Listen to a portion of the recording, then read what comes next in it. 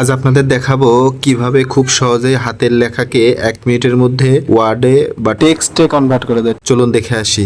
আপনারা যে হাতের লেখাকে ওয়ার্ডে কনভার্ট করবেন সেটার একটা ছবি তুলে নেবেন। এইভাবে একটা ছবি তুলে নেবেন। আমি একটা লেখা লিখছি, এটা ছবি তুলে নিয়েছি। এরপরে ইমেইলের গুগল ড্রাইভে এখানে গিয়ে নিউ ফাইলে গিয়ে ছবিটা গুগল ড্রাইভে আপলোড করবেন। যেটা লিখেছি সেটা একটা ইমেজ করে আপলোড করে নিচ্ছি।